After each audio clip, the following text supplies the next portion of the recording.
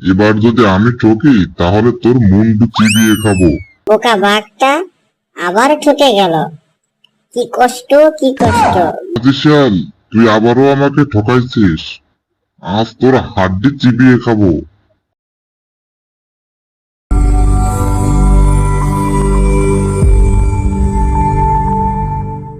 এক জঙ্গলে একটা বাঘ ও একটা শিয়াল বাস করত। শিয়ালটা ছিল অনেক চালাক আর বাঘটা ছিল অনেক বোকা। মামা মামা, এইভাবে তো আর দিন চলছে না।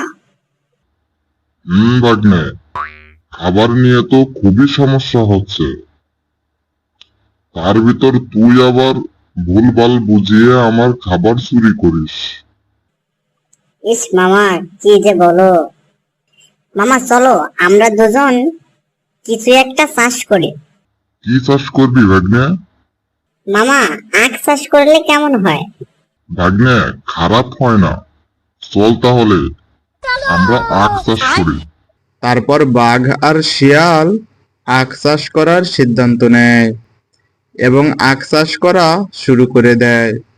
3 মাস পর আখ তো ভালোই হয়েছে। কিভাবে বাঘ মামাকে বোকা বানানো যায়? যাই, আগে মামার কাছে যাই। কি খবর মামা? এই তো ভাগ্নে, ভালো। মামা, আখ তো ভালোই হয়েছে। ভাগ্নে, ভালোই হয়েছে দেখলাম। বোকা বাঘ, তোর আর আখ খাওয়া লাগবে না।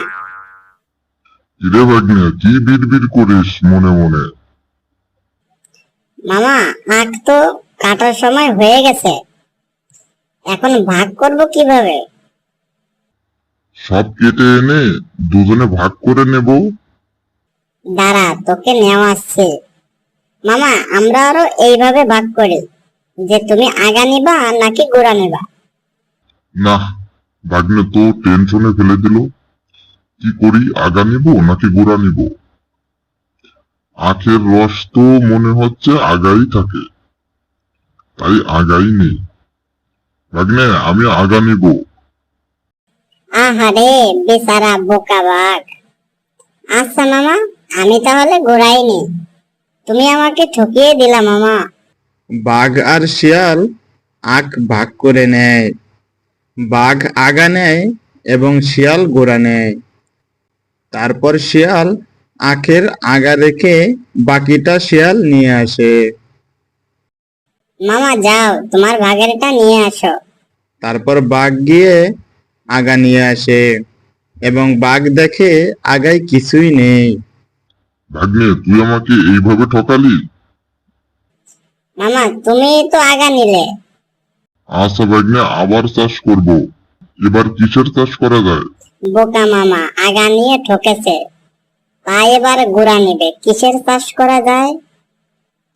পাইছি, ধান চাষ করব। মামা চলো এবার ধান চাষ করি। আচ্ছা ভাগ্নে, চল তাহলে ধান চাষ করি। তারপর তারা দুজন ধান চাষ করার সিদ্ধান্ত নেয় এবং চাষ করা শুরু করে দেয়।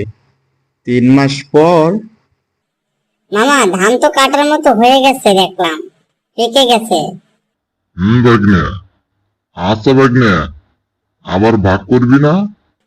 মামা, তুমি আগা নিবা নাকি গোড়া নিবা?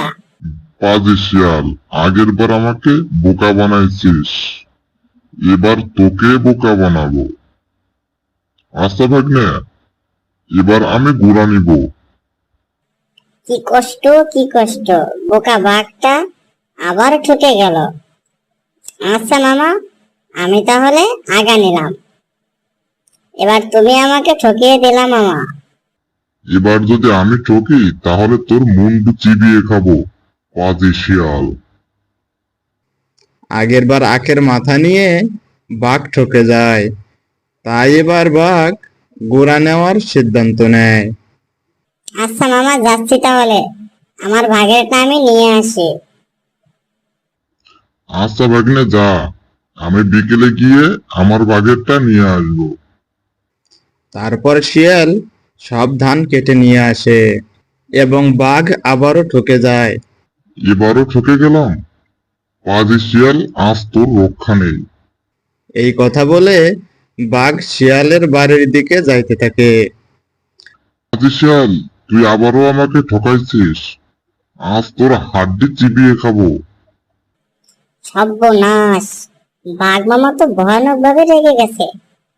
মামা, তুমি বোঝার চেষ্টা করো, এখানে আমার কোনো দোষ নেই। চলো আমরা আবার চাষ করি। ধরতে পারলে তোকে চাষ আমি ভালোভাবে শিখাবো। তুই দাঁড়া। ওরে বাবা রে, বাঘ মামা রেগে গেছে। কিরে, জোরে দৌড়াতে হবে, ধরতে পারলে রেহাই নেই। পালাই, হুক্কা হুয়া, হুক্কা হুয়া।